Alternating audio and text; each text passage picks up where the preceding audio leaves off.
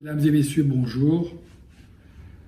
Je voudrais tout d'abord saluer l'heureuse initiative de la Ramita Mohammedia et de son affilié, le Centre Ta'arouf pour la recherche et la formation sur les questions interconvictionnelles et la consolidation de la paix. Et de la Fondation Mémoire pour l'avenir, avec le soutien de l'ambassade des États-Unis au Maroc, pour l'organisation de cette conférence internationale en ligne, préserver et transmettre la mémoire pour ancrer l'altérité. C'est l'occasion pour nous d'évoquer l'expérience singulière de la communauté juive du Maroc dans sa quête pour la préservation de son patrimoine et de la transmission de la mémoire juive du Maroc aux nouvelles générations pour la construction d'une citoyenneté ouverte et plurielle. Cher Si Ahmed, cher Aïcha, mesdames et messieurs, je vous souhaite un plein succès dans les travaux et les échanges de votre webinaire. Mesdames et messieurs, Zachor, souviens-toi en hébreu, c'est le respect par les Juifs de cette injonction biblique qui a fait du peuple juif le peuple de la mémoire. Pourtant, durant des siècles, le judaïsme ne s'est guère préoccupé de son empreinte sur l'histoire. Pour notre part, la reconstruction et la reconstitution et la préservation de la mémoire de la communauté juive du Maroc, composante de l'identité plurielle du Maroc, s'est imposée à nous depuis plusieurs décennies. Nous avons ressenti que la préservation de notre patrimoine était pour nous une obligation morale qui relève de notre dignité, du respect dû à nos ancêtres et par-dessus tout à nos enfants à qui nous devions léguer les signes du passé juif. Cette sauvegarde n'était pas, à l'évidence, destinée à quelques milliers de juifs de ma communauté, mais bien un hommage rendu à la mémoire des siècles et à la perpétuation des traces de notre histoire comme partie intégrante du patrimoine matériel et immatériel du Royaume du Maroc. Je souhaiterais donc évoquer cette véritable saga des Juifs du Maroc restés dans leur pays d'origine pour reconstruire leur mémoire éparpillée, préserver le patrimoine dont ils sont les gardiens et, par-delà les objets, par-delà les monuments, par-delà les documents, transmettre les valeurs d'une civilisation d'exception, un art de vivre ensemble entre fidèles de deux religions différentes dans le respect et la tolérance. Comme chacun sait, la communauté juive a été et reste la plus nombreuse de tous les pays arabes, malgré les migrations, les sévères migrations. Elle est une des plus anciennes implantée dans le pays, dans l'environnement berbère, avant même l'arrivée des Arabes et de l'islam. À partir du XVe siècle, ce judaïsme berbère marocain allait intégrer les Juifs d'Andalousie. La mémoire juive marocaine est donc plurielle et intègre des sources multiples qui ont fini par s'harmoniser au fil des siècles sans perdre leur authenticité. Et cela a été un véritable challenge de respecter les apports de chacune des composantes de ce judaïsme si particulier. Du point de vue démographique, les communautés juives marocaines comptent près d'1 million de membres dans le monde, avec près de 800 000 personnes en Israël, partout. Elles constituent des branches actives et dynamiques dans leur pays d'accueil, en France, au Canada, en Espagne notamment, où elles ont contribué à redynamiser les institutions communautaires. Partout, elles continuent de former et de donner des rabbins à de très nombreuses communautés dans le monde. Et ce qui constitue et qui continue plutôt, j'allais dire, de distinguer les communautés des autres communautés juives, ce sont bien leurs racines marocaines, leurs minhagim, c'est-à-dire les coutumes spécifiques, leur langue, leur culture, leur savoir et leur mémoire. Partout, ces identités perpétuent un système de valeurs puisé dans la civilisation marocaine et dans ses traditions propres et contribuent par leur savoir à leur niveau pays au judaïsme mondial et au monde. S'agissant plus précisément de ma communauté, disons-le simplement, ce n'est pas au reste numérique qu'il faut l'apprécier, mais bien à la place qui est la sienne sur sa terre natale, aux racines auxquelles elle reste si attachée, et j'ai envie d'ajouter, aux questions qu'elle continue de poser et aux espoirs qu'elle s'évertue à véhiculer. Aussi, aux liens qu'elle persiste à développer avec sa diaspora et au dialogue pour la paix qu'elle a pu et qu'elle peut favoriser.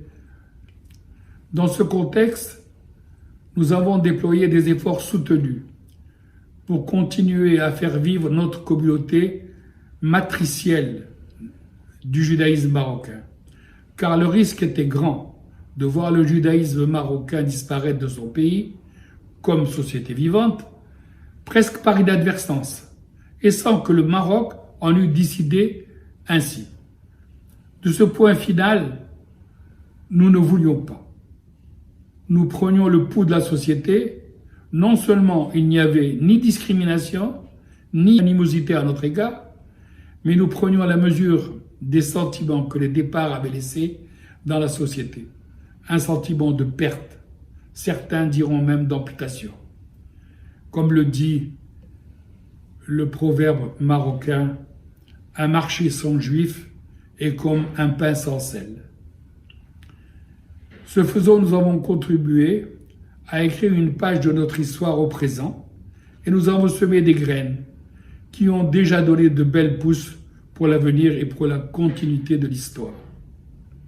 Avant tout, il me plaît de saluer le rôle déterminant des femmes pendant cette période, leur capacité à préserver la famille autour des pratiques rituelles et de la transmission, comme l'a montré Arlette Verdugo dans sa thèse Juives et Juifs dans le Maroc contemporain. Une chose est claire, nous avions notre pays et le judaïsme marocain chevillés au corps et nous n'avions pas de raison de les quitter. Parallèlement, conscients des pages de gloire, mais aussi des heures sombres de l'histoire, nous nous sommes fixés un horizon. Notre éthique et politique peut se résumer en deux principes. Être des citoyens marocains loyaux et fidèles, selon le fameux précepte d'Ina Debel Khoutadima, un édit du roi est un édit de Dieu. Et, bien entendu, ne faire aucun compromis sur notre identité juive, qui depuis est devenue partie intégrante de l'identité marocaine et gravée dans le préambule de la Constitution de 2011. Notre ligne d'action se définissait autour de deux grands axes. Des actions destinées à retisser le lien avec les communautés juives marocaines d'Israël et la diaspora. Des actions en direction de l'autre communauté elle-même et du patrimoine juif marocain. Je commencerai donc par celle-ci, si vous le voulez bien, c'est-à-dire la refondation des institutions et la préservation du patrimoine juif marocain.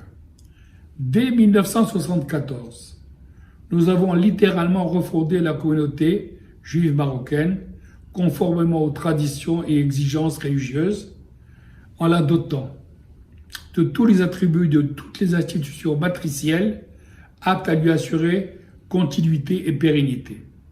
Et l'environnement marocain en fournissait toutes les possibilités, comme le montre l'exemple du tribunal rabbinique, constitué de rabbins-juges, fonctionnaires de l'État, qui dit la loi de Moïse au nom du roi pour toutes les questions qui relèvent du statut personnel, c'est-à-dire l'héritage, les mariages, les divorces, etc.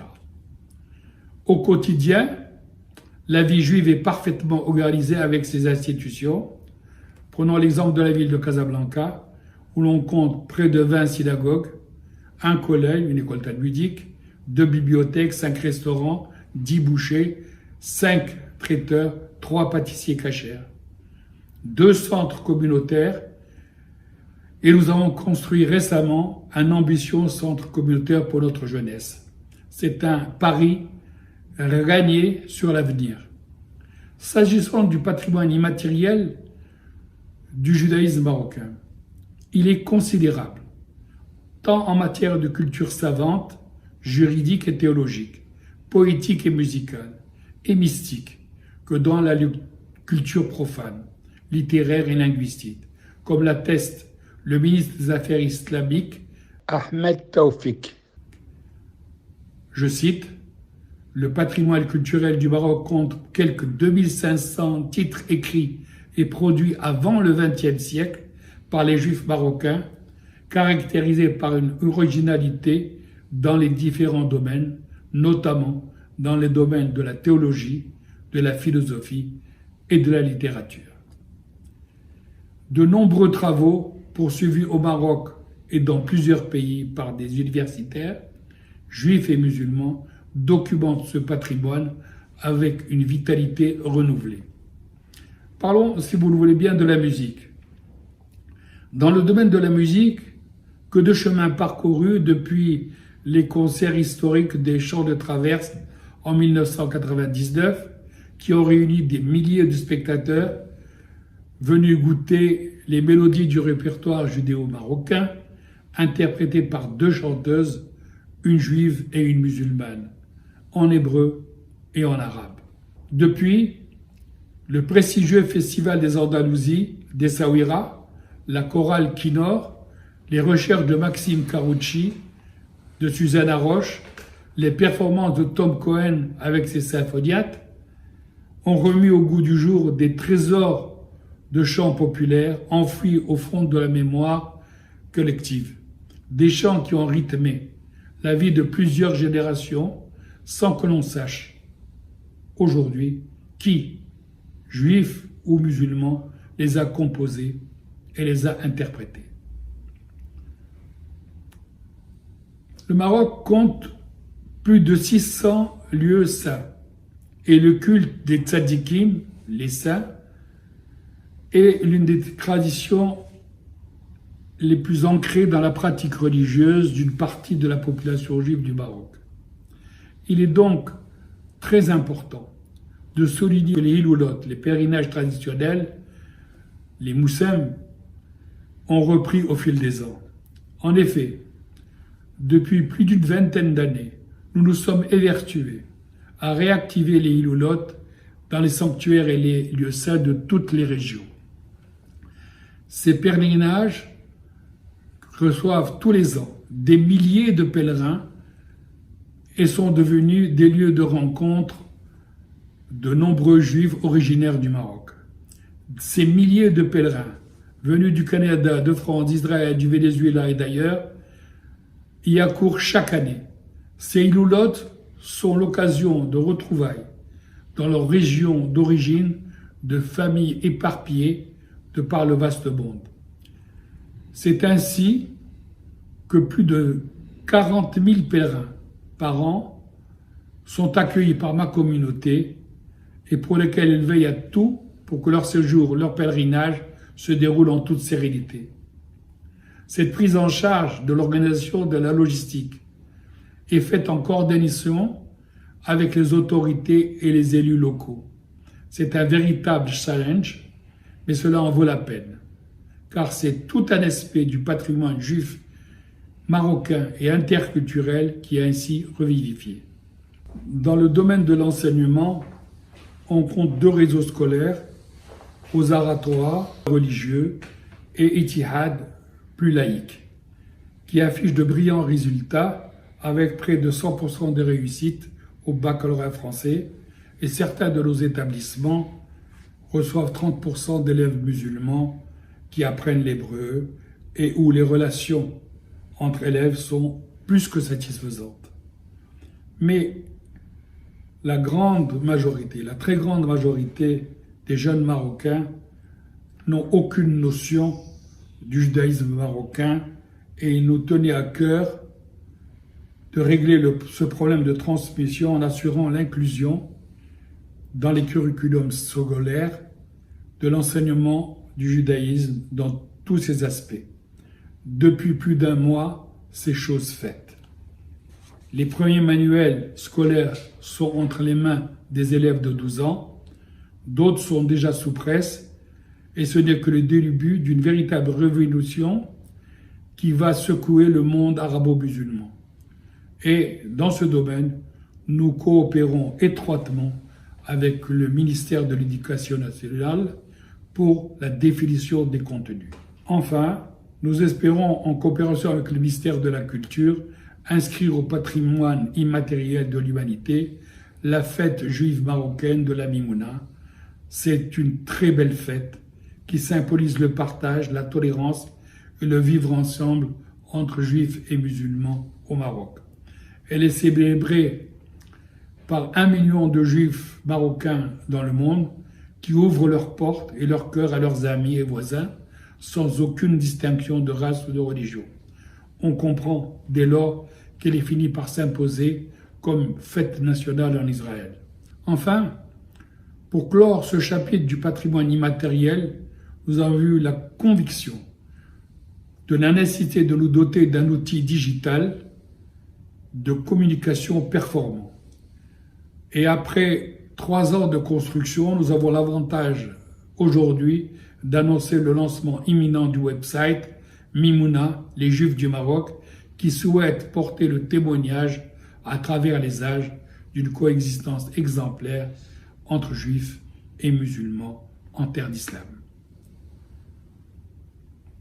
Mesdames et messieurs, dans le domaine du patrimoine matériel juif, ma communauté a aussi entrepris une belle et lourde tâche de sauvegarde et de pérennisation du patrimoine juif communautaire. Nous avons créé la Fondation du patrimoine juif marocain, qui a été initiée par le Conseil des communautés israélites du Maroc en 1997 et a été reconnue d'utilité publique. Elle a pris part à la préservation du patrimoine matériel. Cette fondation, dont je préside le conseil d'administration, a été dirigée par Simon Lévy et Jacques Todano et s'est concentrée sur la réhabilitation des synagogues. Le choix des synagogues s'est porté sur des synagogues indifféremment de rite Beldi Amazir ou de rite séfarade, et ce dans toutes les régions du Maroc. Voici, si vous le voulez bien, un bref résumé des réalisations de la Fondation, et je vais essayer de vous présenter un certain nombre d'images significatives. Dans la région du Souss, la Fondation a restauré 3 synagogues. La synagogue d'Arazan en 1994, la synagogue d'Oufran à 80 km de Tisnit en 1999, la synagogue d'Iril Noro sur la route de Taroudante à Ouarzazate en 2001, dans le Tafilalet, la synagogue d'Erachidia en 2012, dans le nord du pays, à Tétouan, la synagogue Ben Walid, construite dans la nouvelle Khouderia, dans la première moitié du XIXe siècle, c'était celle de la communauté des expulsés d'Espagne, et elle conservait l'usage de la Hakatia, dialecte marocain, judéo-arabo-espagnol. À Tanger, nous avons restauré la synagogue prestigieuse de la famille Nahon et la modeste synagogue Rabbi Akiva, qui sont 6 rues de la synagogue. À Meknes, nous avons restauré la synagogue de Rabbi Baruch Toledano et le Talmud Torah, c'est-à-dire l'école talmudique, qui à un certain moment recevait près de 1800 élèves. À Oujda, la grande synagogue a été restaurée en 2018. À Casablanca, la synagogue Etek Dgui a été réhabilitée et a été inaugurée par Sa Majesté le Roi en décembre 2016. À Fès, la synagogue Ibn Daoud a été restaurée, elle est classée au patrimoine mondial de l'UNESCO. Et en février 2013, la synagogue Slat el-Fassiyin a été inaugurée. Et lors de la cérémonie, en présence du président du Bundestag, le chef du gouvernement a donné lecture du message royal historique dont je souhaite vous lire un message. Nous appelons à la restauration de tous les temples juifs dans les différentes villes du royaume, de sorte qu'ils ne soient plus seulement des lieux de culte, mais également un espace de dialogue culturel et de renouveau des valeurs fondatrices de la civilisation marocaine. À cet égard, Slat Atia à Essaouira répond parfaitement à ce grand dessein royal, restauré à l'initiative de l'association Essaouira Mogador avec la contribution du ministère de la Culture et de notre fondation. Elle est appelée à devenir Beit Dakira, la maison de la mémoire, et elle a été inaugurée par Sa Majesté le Roi en 2020. D'autres projets de rénovation sont en cours, notamment à El Jadida. La belle synagogue Ben Simon est en plein travaux de rénovation. À cet égard, je voudrais vous raconter une petite anecdote. Lorsque nous avons réouvert les tabernacles, après 60 ans, nous y avons trouvé 11 Sefer Torah qui avaient été laissés par les anciens fidèles et ils avaient été préservés, inviolés pendant toute cette période, ce qui est une autre preuve du respect de nos amis musulmans sur les lieux juifs sacrés. Et enfin, nous avons lancé les études de la restauration de la synagogue Mansano à Fès, une synagogue qui a été créée au XVIIIe siècle. Quant au musée de Casablanca, le seul musée juif du monde arabe, il est géré par la Fondation et met à disposition des publics marocains ou étrangers les collections qu'il abrite. Et il constitue un outil pédagogique de premier ordre en recevant des classes entières d'enfants des écoles. À Tanger, la Fondation Haïm et Dona Belchimol a été créée en 2011 pour la préservation du patrimoine spécifique des Juifs de la zone nord du Maroc et elle a lancé les études de la création du futur musée de Tanger. Mais pour couronner tout ce réseau de musées, Sa Majesté le Roi a lancé en 2019 à Fès les travaux du musée de la culture juive marocaine qui devrait être opérationnel en 2023. Que de chemin parcouru en 40 ans. Mais s'il est un domaine où la préservation du patrimoine est plus qu'un symbole, c'est bien celui de la réhabilitation du patrimoine religieux et funéraire juif marocain. Elle a été entreprise à l'initiative de Sa Majesté le Roi et réalisée sous son haut patronage.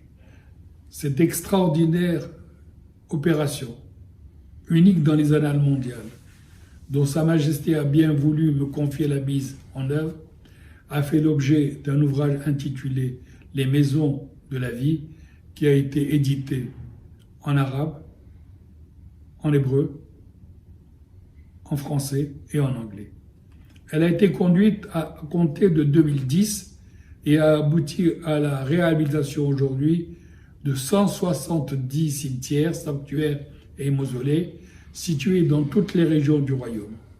Elle a permis la construction de 42 km de clôture, la pose de 160 portes, le débroussaillage et le pavement de dizaines d'hectares, le dégagement de milliers de sépultures enfouies dans la terre et la restauration de près de 14 000 pierres tombales. La préservation des cimetières et des sépultures répond aux vœux de tous les juifs marocains, quelle que soit leur résidence. C'est un gage de fidélité à leur passé et de reconnaissance de leur appartenance. Nous savons, par de nombreux témoignages, combien les visiteurs sont apaisés de voir la dignité retrouvée de leur cimetière et de la tombe de leurs ancêtres. Enfin, par-delà la froideur des chiffres, je veux témoigner que partout où la communauté juive a entrepris des travaux, la cordialité et le respect dont nous avons été entourés force reconnaissance et admiration. Nous avons reçu plusieurs plaintes de villageois qui réclament la restauration de leur cimetière juif. Je voudrais, si vous le voulez bien, aborder les relations avec la diaspora juive marocaine. La communauté juive du Maroc, en favorisant la reconstruction de la légitimité historique de la communauté juive au sein de la nation, a retissé les liens institutionnels et culturels avec les communautés juives de par le monde. Ainsi, elle a réintégré les Juifs du Maroc en Israël en lançant en 1985 à Montréal le Rassemblement mondial du judaïsme marocain qui a regroupé toutes les communautés juives marocaines dans le monde.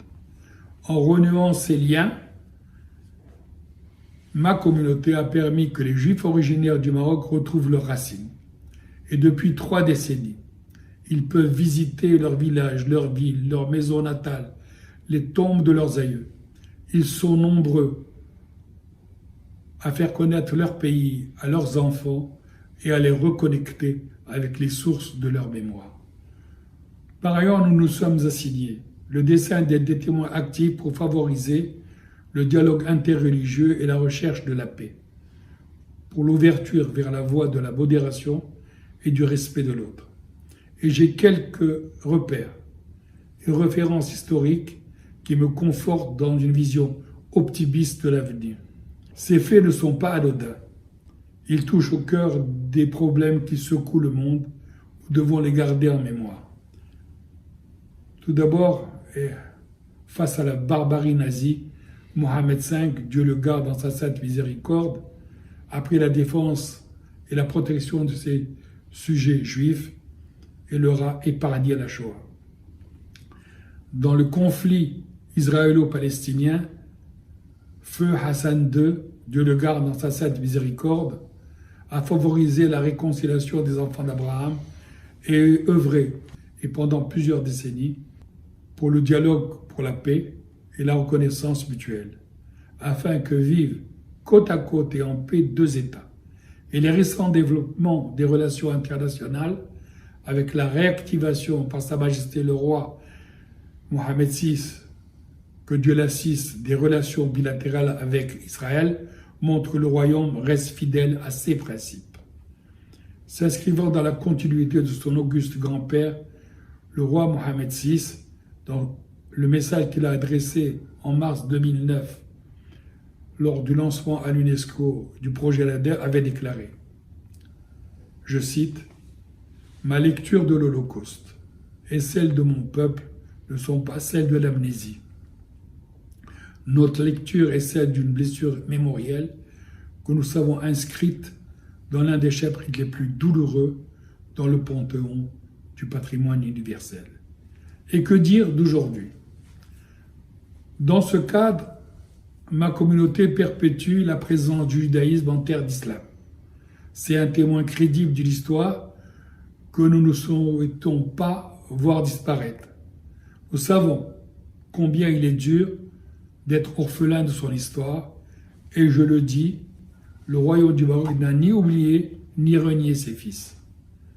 Mais il faut aussi savoir que nos amis musulmans ont cultivé la présence par-delà l'absence, et que cette reconquête de la mémoire juive intéresse au plus haut point nos concitoyens musulmans. La liste est longue, très longue, des initiatives menées par nos concitoyens musulmans et par les autorités dans des associations dans tous les domaines sur le plan patrimonial, culturel et civilisationnel. Voici quelques exemples parmi d'autres.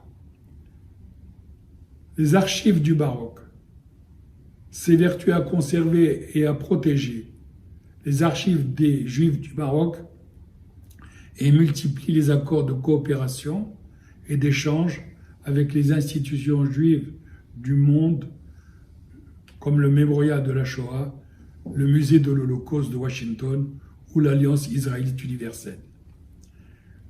Toutes les associations de sauvegarde du patrimoine dans toutes les régions intègrent systématiquement la part juive dans leurs projets.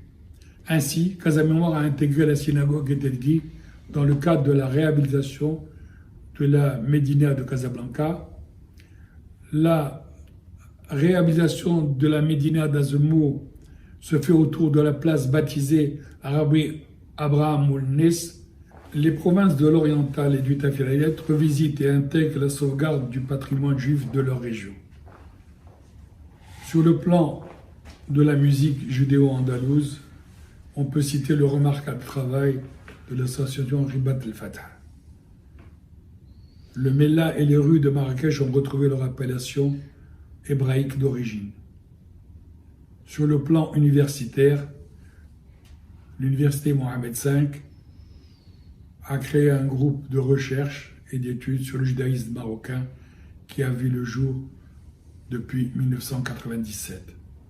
À l'université Al-Akhawin d'Ifran, l'association Mimouna Club implique des étudiants musulmans alumni de cette université dans la recherche de la part juive. Mesdames et messieurs, devant ce véritable engouement pour la culture juive, nous nous efforçons de fédérer les compétences et les talents pour mener à bien la préservation de tous ces acquis et de leur donner un nouveau souffle. Mesdames et messieurs, il ressort de notre exposé que cette démarche marocaine n'est pas une attitude de circonstance. C'est l'expression d'une réalité historique, d'une culture ancrée dans des traditions religieuses de modération et de relations séculaires entre judaïsme et islam au Maroc. Il faut avoir en mémoire que le roi, en tant qu'Amir el-Mouminin, exerce son devoir de protection et de préservation des spécificités des minorités religieuses et notamment des Juifs. Quand il réaffirme sa responsabilité religieuse, historique et constitutionnelle dans la préservation des personnes, des droits et des valeurs sacrées de ces sujets de confession juive. Pour conclure, je voudrais vous dire mon intime conviction que les communautés juives du Maroc sont porteuses d'espoir et de promesses de paix et qu'il importe qu'elles continuent de transmettre les valeurs patrimoniales considérables de la civilisation marocaine et du vivre ensemble entre juifs et musulmans, côte à côte et dans le respect des traditions religieuses de chacun. C'est là notre modeste contribution à un monde meilleur, c'est là notre devoir de mémoire envers l'histoire. Je vous remercie de votre attention et de votre patience.